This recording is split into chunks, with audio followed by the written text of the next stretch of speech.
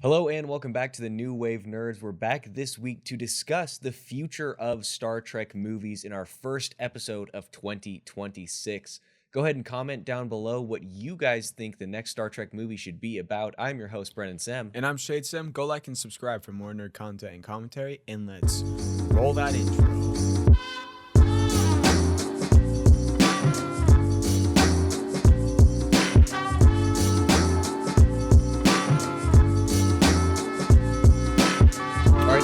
By talking about the recent news. This article comes from Deadline, and it's written by Justin Kroll. A new Star Trek movie in the works at Paramount from Jonathan Goldstein and John Francis Daley. Exclusive, after breathing new life into high-profile IP like the Spider-Man franchise and Dungeons & Dragons, Jonathan Goldstein and John Francis Daley are looking to boldly go where no directors have gone before with a popular franchise.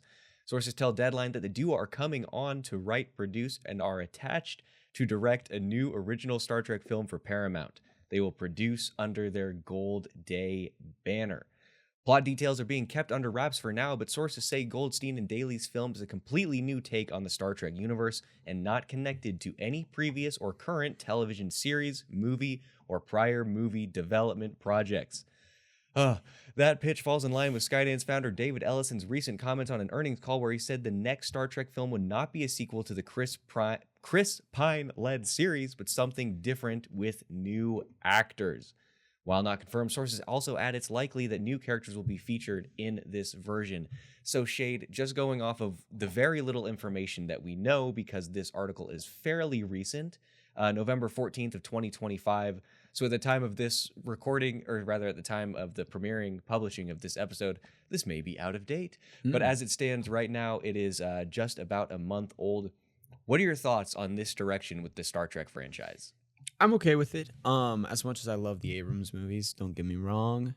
It'd be nice to, I guess, leave them kind of where they're at. Let them kind of like Snyder, like they were good. Let's leave them. We don't have to expand anymore. Okay. Well, I have to pause you right there. You cannot compare the Abrams movies to the Snyder DCEU. All right, I'm not, but I am. We're talking about different concepts entirely. I know. I get the point. Okay. You're making, Okay. But look, I think that there's one good Abrams movie, and it's the first one. Really, you don't like the second one? I don't like Into Darkness because it's so weird. It's very fan servicey and yet not fan servicey at the same time.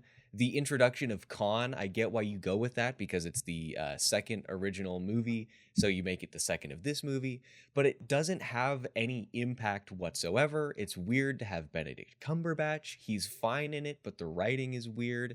And also, I'm a little bit salty that we only got to see the Klingons for 30 seconds in that movie. Yeah. But the first Star Trek movie, the 2009 one, I think is the only really good one of that whole trilogy. I might even argue that it's probably one of the best reboots of a franchise that we've ever had. Okay. Beyond was okay. Beyond was all right. It wasn't fantastic. It wasn't amazing. It wasn't horrible by any stretch of the imagination, but it was just okay by my opinion. Okay. That's fair. I can see that. Yeah, I mean, it would be nice to see a continuation of the Abrams, but I am definitely okay with them just kind of doing their own thing. Funny thing, I think it's Goldstein. I'm pretty sure that's the one I'm talking about.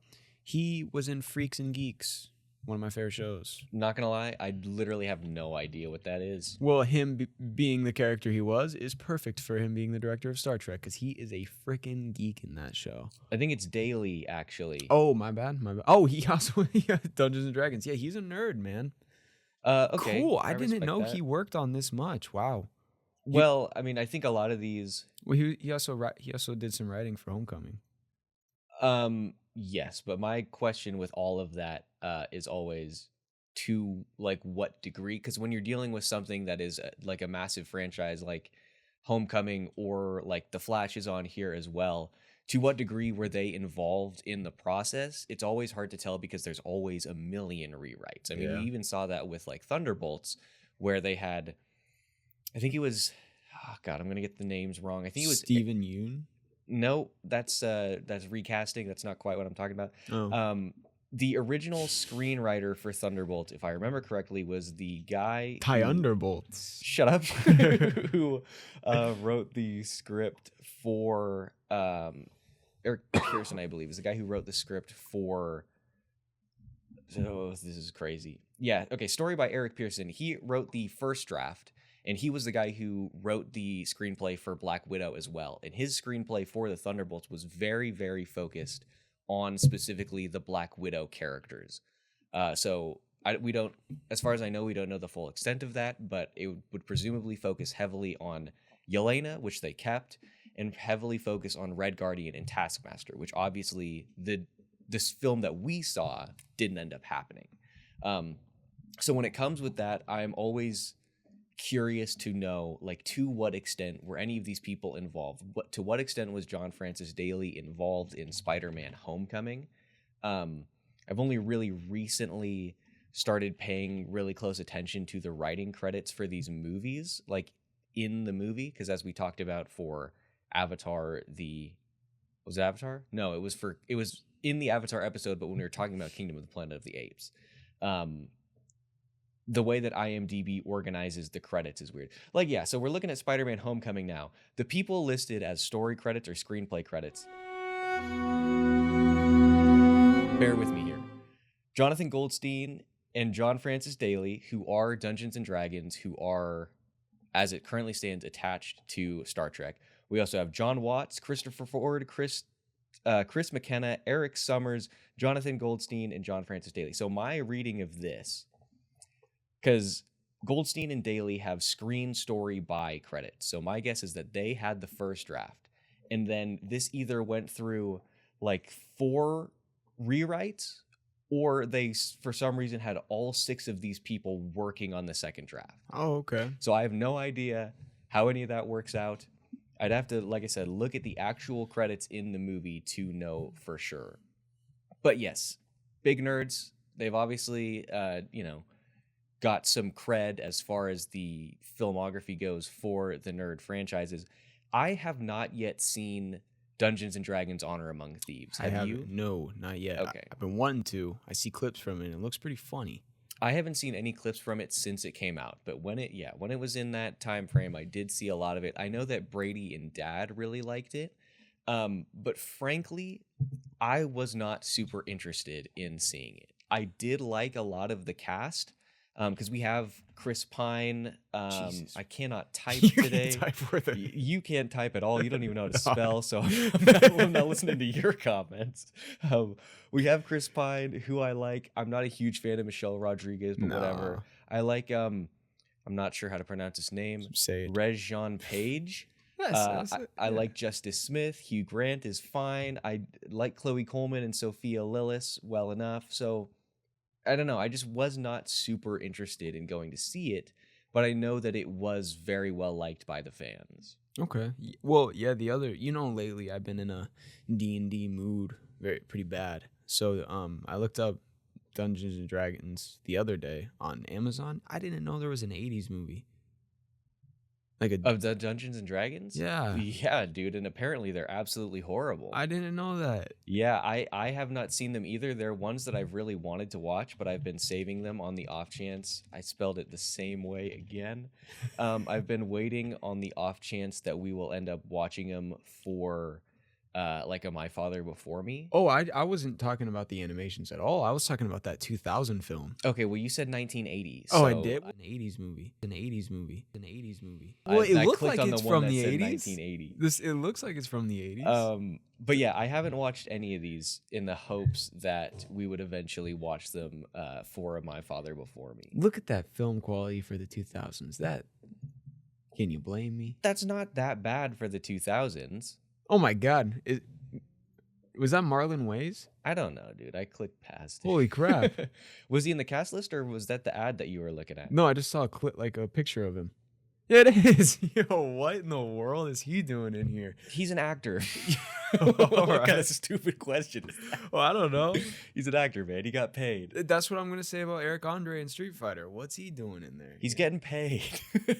He's there, and I'll tell you why. It's called a stunt casting because Eric Andre has a name that people recognize. Yeah. And so they're hoping by putting people like this into the movie that they will draw more people who might not be interested in the Street Fighter franchise into seeing it, because they'll be like, oh, I like Eric Andre, I'll go see it. I guess, yeah. You can, I mean, that's just a standard practice. I mean, why do you think Robert Redford is cast as Alexander Pierce in Captain America Winter Soldier? Yeah. It's a stunt casting because Robert Redford is one of the greatest actors of like the more modern generation.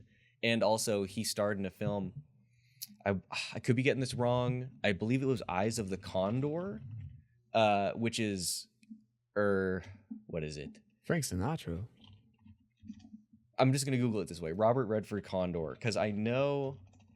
Robert T. That's a fun name. 3 Days of the Condor. My apologies. This is a movie that was it's a 75 American spy thriller film. It was one of the major inspirations for Winter Soldier. So that's why he was cast in that. If it weren't for this, if it weren't for that, probably could have been anybody else. It could have been Patrick Stewart for all that it mattered. Wouldn't that be fun? No.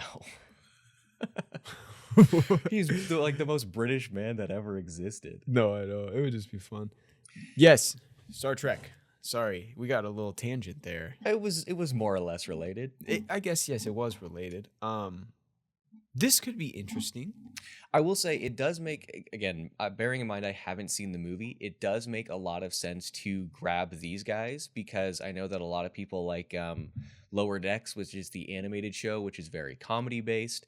And according to this article here, Dungeons and Dragons was one of Paramount's best scored films from 2023, with a 91% from critics and a 92% from audience members. Dang, sorry than I thought.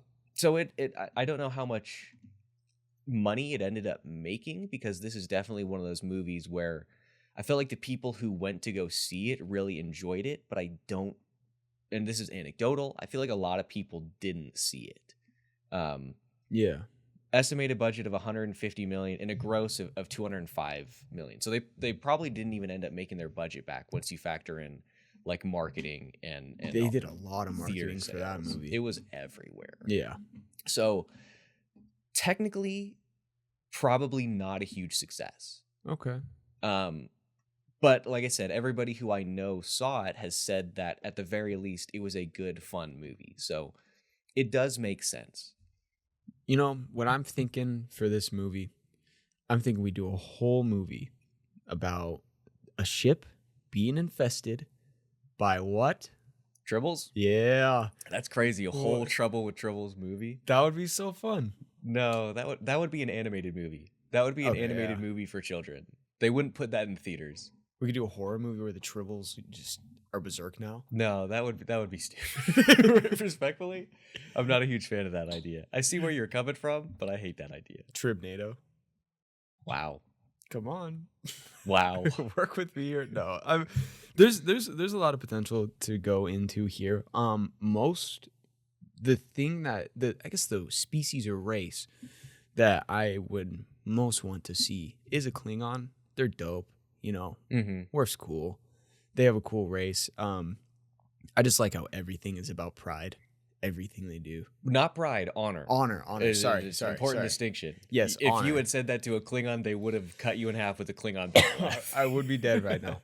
But yeah, no, their code of conduct is a little fun at times, but still really cool. And it sucks that we only got to see them for like a minute basically in the Abrams movies. Mm-hmm. Well, and we didn't even get to see him for all that long in the Abrams movies because we only saw their faces for like all of 5 seconds when we have a slight interaction between Uhura and the people who, like, I don't even remember why they're meeting with them. It's something to do with Khan, of course, but I don't know what the actual conversation. I think they're trying to ally with the Klingons because Khan attacked them or something like that. Not important. And then the rest of that scene is a battle sequence, and then we never see the Klingons again. Not in that movie, and then they never show up in Star Trek Beyond. So I agree with you, especially when you think about Star Trek aliens. Who are the most popular? Vulcans, obviously, because of Spock, and then Klingons. I'm trying to think of another race. I think this is my perception of somebody who is pretty into Star Trek. Like, I've seen the original series multiple times. I've seen all of the original series movies, but I've seen some of Next Gen. I've never watched it all the way through. I am currently in the process of watching it through. I haven't seen DS9. And I haven't seen like Voyager or Enterprise or any of the other ancillary shows, Strange New Worlds or Lower Decks. That's Lower fun. Decks. Yeah, I haven't seen any of those. So like, I'm coming at this with a fairly close to like the average person view, I think. Yeah, that's fair. That's kind of what I'm going at too, because in my mind, I shouldn't be doing this, but I keep thinking that it's just going to be like what we talked about, how if you and me, or if you did a remake of the Next Generation crew, that's what I keep thinking this is going to be. It's just a remake, kind of like the Abrams movies, It probably isn't, but that's all I keep. Well, this movie is not. Oh, okay. All right. As far as we know, the reporting has been that this is completely unrelated to everything. It's unrelated. It's not a continuation of Abrams, of the Kelvin timeline or whatever they call it. It's not connected to any series ongoing or like previous series. It's completely an original thing just set in the IP of Star Trek. Okay, so it's not canon to anything at all? Well, it will probably be canon. My guess, if it's not a continuation of the Kelvin timeline, it will be, if I had to guess, I think it's probably set in the original timeline and takes place after the Picard series, which continued a lot of like some of the next gen things the later it got into the season. Okay, so we could, okay, this is cool. We're probably, we're going to get a whole new crew. Right. That's dope. Quickly to finish the thought that I was saying, I think if I had to rank the most popular Star Trek aliens, I think it goes, like I said, obviously Vulcans, and then Klingons.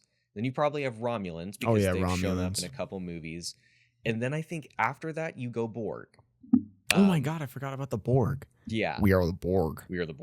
And then I think after that, it kind of is mostly a free-for-all. Like, you've got the Ferengi, you've got the Cardassians, you've got... I love that show.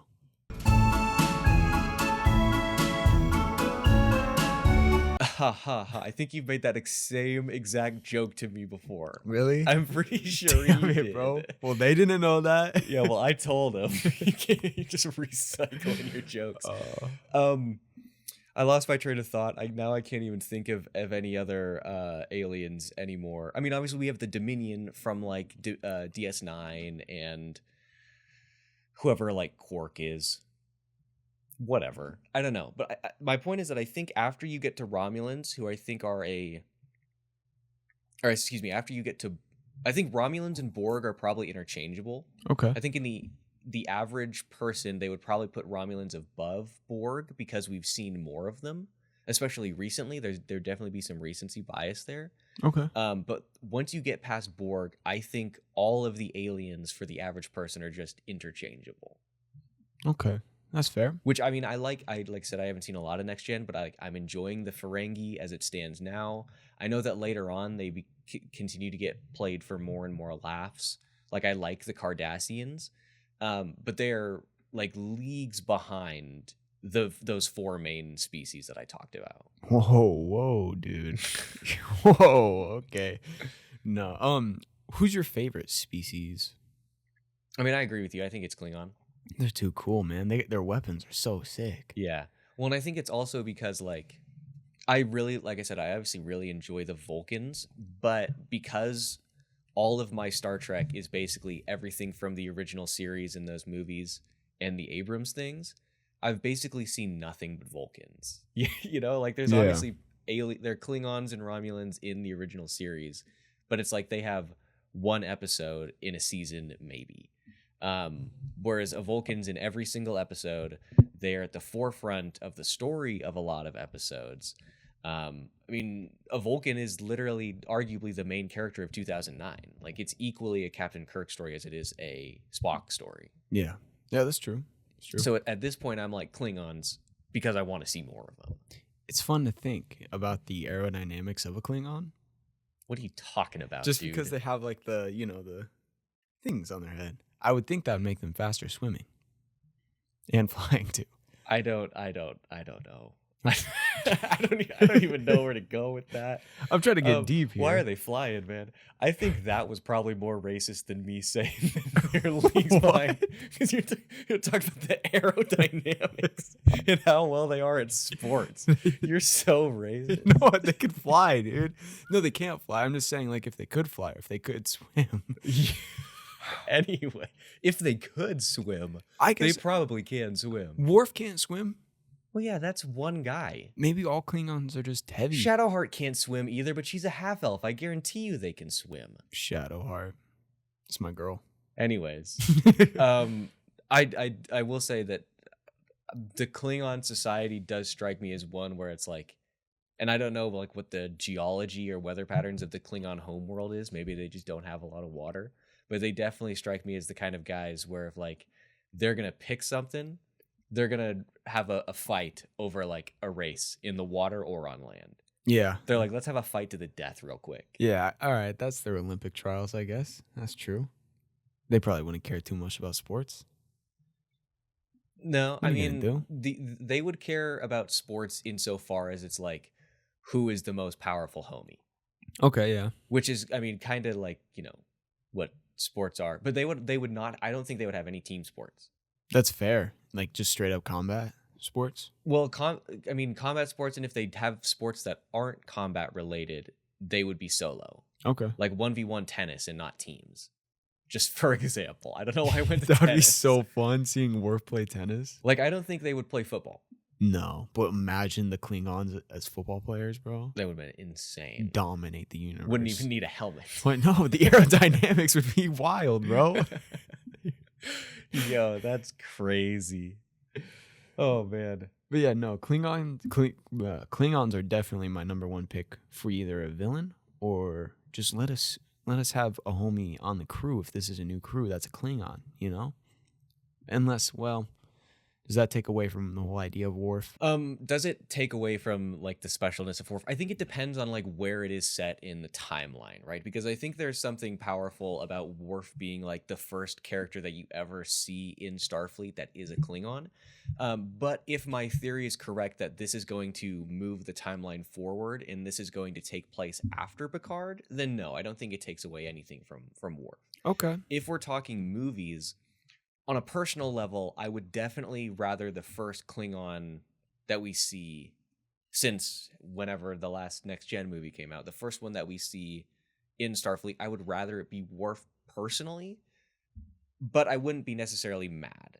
Okay. I think I would just be glad to be able to see the Klingons. Because I think if you have a Klingon on the crew, it does sort of imply that like you're going to get to see at least some insight into Klingon culture because they're going to butt heads with whoever the captain is or whoever the Vulcan or the Romulan is because they have different views about the proper way to engage with an enemy or whatever. Okay. Yeah, that's true. Personally, I'm interested in seeing what happens as far as this goes. I'm not necessarily opposed to like not continuing the Kelvin timeline to doing something completely original in the original timeline.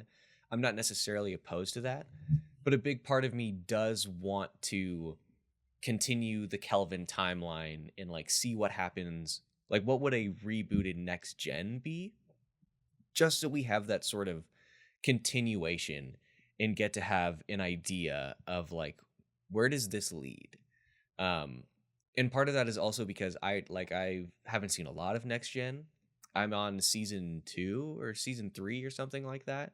But I'm a big fan of it so far. And if you mention Star Trek to somebody just out in the world, who doesn't know the universe, who isn't a nerd, who's just a guy who's seen the movies or whatever, they're going to think Kirk and Spock. You almost do it? A little bit. I did almost do it, but I saw myself. They're going to think of that crew, which I respect and I agree. Like if I think Star Trek, they're still the first people that come to mind. Yeah. But the fact that really nobody, except for people who are too ingrained in this universe for their own good, know who Next Gen or DS9 are, it makes me wish that we could have some movies to sort of bring them more to the forefront. Yeah, that's fair. I agree. I guess yes. I'm more or less now of the opinion and favor of the opinion that this is a completely new crew. This is see, we got Superman coming in, a whole new Superman, whole new DC universe. We got the MCU being rebooted for all these new children out here. Let's bring out a new crew. Yeah, but I get the point that you're making, but your argument doesn't actually work because it's not like they're rebooting Superman with a character who isn't Superman. Like, it's Superman still. Oh yeah. So all right, that's fair. I get the point that you were making, but it didn't quite come across. I'm trying to look out for all the younglings out here, man. Because we had it good. We had the Avengers right off the bat. Dark Knight. We didn't have the Avengers. Those are 4 years apart. Okay, and the Dark Knight came out the same year as Iron Man. I don't know why you didn't. Iron Man. Iron Man. We had it good. Now, I mean, now they can see all of those movies still. They can, but they can't enjoy them in the theater. Like I'm almost certain they're gonna re-release Iron Man in theaters in 3 years when it hits a 20-year mark. True. I can almost guarantee that. That'd be cool to go see in theaters. I don't know if I actually saw Iron Man 1 in theaters, so. I don't know. I feel like I probably did. I would have been 6 years old at the time. So, I mean, depending on the month it was released, I would have been 6 years old. So I feel like that probably would have been something we went to go see, but I don't know for sure. My point is that it would be cool. It's cool to think of a new crew. It's cool to think of not a fresh start, but like a fresh picture, some fresh people. And I don't even want them to be really fully like related to any of the old crew. I don't want them to do that. I don't want them to do like the whole like, oh, my cousin was Picard. My grandpa was Picard. You know who my uncle was? Worf. I don't want them to do that. I don't think that they would do that because they haven't really done that with basically any Star Trek stuff thus far. True. I mean, and I could be misremembering, but as far as I know, nobody is directly related to anybody else. Okay. I don't think so. Okay. All right. Well, I just get worried. I just don't like that. I hate it when they do that sometimes. Yeah, but I don't think I would doubt that they're going to do that. And I mean, that would defeat the point of what they're saying in this article is that it wouldn't be new characters, right? Like, it would be new characters, but it wouldn't really be all the way in. My guess is that if they're going to go and do a new everything, then they would go completely new. And the only connection point would be, like, hypothetically, well, kind of like what we see in the pilot episode of Next Gen, right? Where it's like the entirely new crew, nobody's related to anybody, but we have a cameo for Bones, who comes on the ship and is like, yeah, the Enterprise, you treat her good, she'll treat you good. And that's really all we get. It might be something like that, where like the opening scene is maybe a cameo from like Admiral Kirk, or depending on the timeline, like Starfleet Chancellor Picard. And he's like, good luck. Mm-hmm. And then that's probably it. That would be my guess. Okay. But I agree with you in the sense that, like, I do think it makes sense to go with a fully new crew in the hopes that you bring an entirely new audience of people who are completely unfamiliar to Star Trek into the universe. Okay. But for that to work, the movie's got to be really good. Yes, it does. Because Star Trek is definitely one of those nerd franchises that has not crossed over into being mainstream yet. Like Marvel, DC, Star Wars, being into comic books, all of these things have more or less, comic books less so, but as far as movies go, even video games, all of these things have crossed the divide into being mainstream, where Star Trek really hasn't. Yeah, I can see your point there. Yeah, comic books, they make some good comic books. Yeah, but that's I don't know what that really had anything to do. Sorry, I just read a Star Trek thing. You know what? They make good movies. Well, I was just thinking about their comic books, I like their comic books sometimes more than Star Wars comic books. I haven't really read any of the Star Trek comic books, I'm not going to lie. Except for Maul. Maul was pretty dope. Well, have you read the Vader ones? No, and I want to read the Vader ones are good. I want to read the new Kylo Ren offspring of Vader or something like that. I don't know what it's called.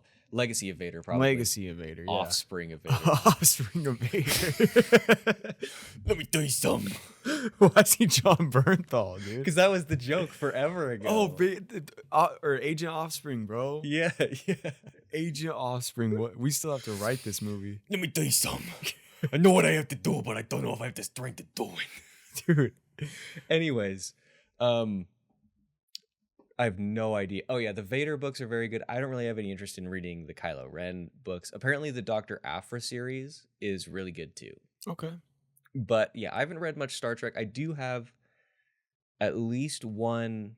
I know I have like one single issue of it's like Return to Talos 4 or something like that in my independent short box over there. And then I also have a graphic novel, which is like a Green Lantern Star Trek crossover. Oh yeah, that one's cool. And I haven't read that. That's fun. I bought it a long time ago, never read it. No, that's a fun idea. If you're crossing over DC with Star Trek, that's the obvious choice. Yeah. I mean, If you're crossing over Marvel and Star Trek, Guardians, yeah. Nova Corps. I mean, Nova Corps is basically just the Green Lantern. Yeah, Nova Corps would work too. You do Spider-Man. You do Captain Marvel. Yeah, she's just cruising. I mean, basically any cosmic character. Yeah. Fantastic Four. That'd be a fun. Fantastic Four Star Trek is a great. They have to have made that. Bro, the characters like crossing over for that would be so cool. For the Fantastic Four though, it would have to be next gen.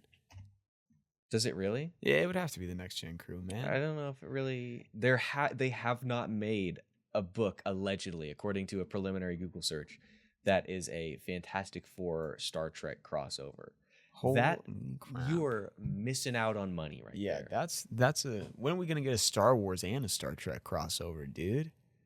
I'd rather not. I get what you're saying. I get the general idea. I don't think it has to be the next gen crew. I do think the next gen crew works better. But again, if you're looking for something that's going to appeal to a mass audience, the original series crew is that. Yeah, that's fair. I also think DS9 would be a really good crossover with Fantastic Four. Okay. Yeah, sorry. I agree. There's the comic books are fun. I haven't watched any of the new TV shows besides. Well, I guess I started that. There's a series where it's just a bunch of shorts. It's just every episode is just like 45 minutes long. It's just a random story. There was an animation in there. It was 45 minutes long? That doesn't sound like a short. Maybe a little shorter, maybe like 30 minutes. I don't know, but they were short. Anyway, I watched that. And then I also have been watching The Lower Decks. That's not really like, that doesn't matter, but I recommend it. It's pretty fun if you like Adult Swim, like Rick and Morty or like Family Guy. Prodigy, is that what you're talking about? Yeah, it might be Prodigy. Can't remember the fucking. Nope, not the right one. That's a Nickelodeon show. I don't know. Yeah, I'm not really into the Adult Swim stuff. I think it's Discovery Logs. Yeah, it might be Discovery Logs. Bro, if these episodes are they don't have. What the crap? No, this isn't it. Okay, I'm not gonna bother looking. All right, give up. Okay, I'm done. All right, I'll figure it out. I'm done. I I'm gave sorry. you 2 options. Okay, I'm not gonna keep looking forever here. I'm not super into the Adult Swim stuff, so I mean, I'm probably not gonna really get into Lower Decks and stuff. I do want to watch Strange New Worlds because I know that Dad watched that and he really, really liked it. Notably, though, they do have a new series coming out called Starfleet Academy. Oh, okay. Which I don't really know anybody involved in it, but this is definitely one that, like, I mean, Paul Giamatti's in an episode. Let's go. Why's Stephen Colbert in there, bro? That's so random. Because he's a big he's a big nerd. Oh, okay.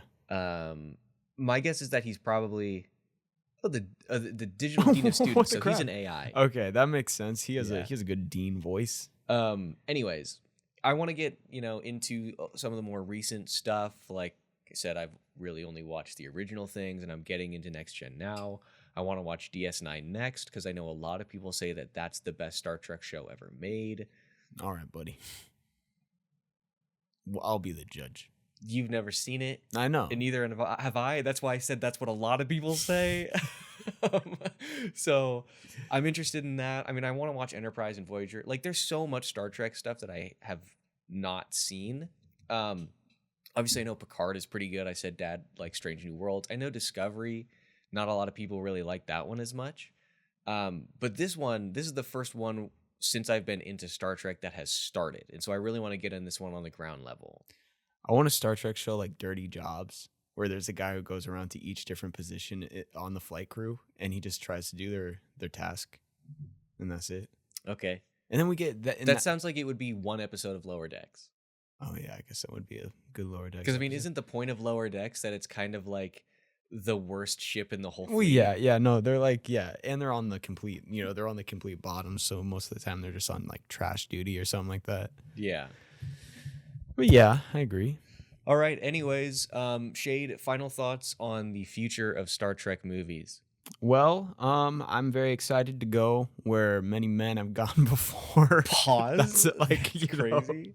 You're gonna see Bonnie Blue. We're cutting that. I just had to say it.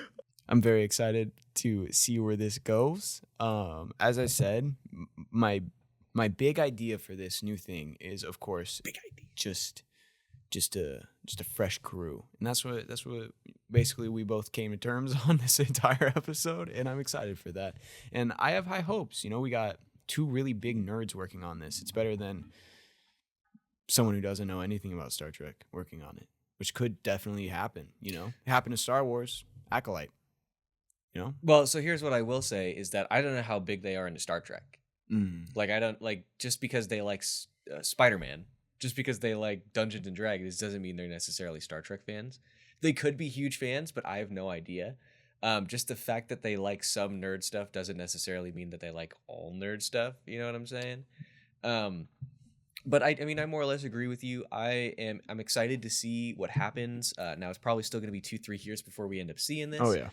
But we'll try to keep up to date on all the news and see what's happening here. I'm very interested to hear about like what the plot is, if it is going to be, a fully new crew, if it's going to be, where's it going to be in the timeline? To me, that's a big question. Because Star Trek covers like hundreds of years, right? I mean, again, just TOS to Next Gen is 100 years. And then we have a series, I think Enterprise, I might be confusing it with a different one. I think Enterprise takes place before the original series. Like, it's supposed to be the first Enterprise ship or something like that. Okay. So we've got a wide time frame here.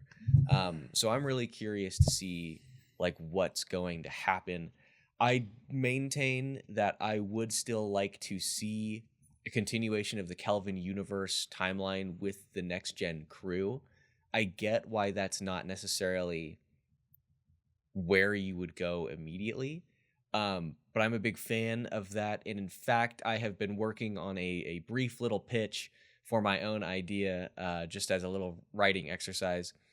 Not as in-depth as a lot of the other ones. The first movie's got some beats. I have a general idea for the second movie and a general idea for the third movie, but it's just something I've been doing in my spare time while I was watching Star Trek, because I was like, oh, this would be fun to see. This would be fun to explore. But if you want to see that or hear that, I guess, you're going to have to head on over to patreon.com/newwavenerds. We have a lot of fun over there. Sometimes we get unhinged. Sometimes we argue about Batman and Jason Todd. Sometimes... What else do we do over there? I was trying to find another example. Stare deeply into our eyes. We've done that before. Stop. This is only Patreon content. Stop looking at me like that. I'm sorry. Anyways, we're going to go ahead and we're going to end the episode here. But again, the discussion does not end. So if you want to hear a little bit more about that and, just join us for some more conversations and support the things that we do, then that's patreon.com/newwavenerds. And we will see you guys next week to talk more about all things nerdy.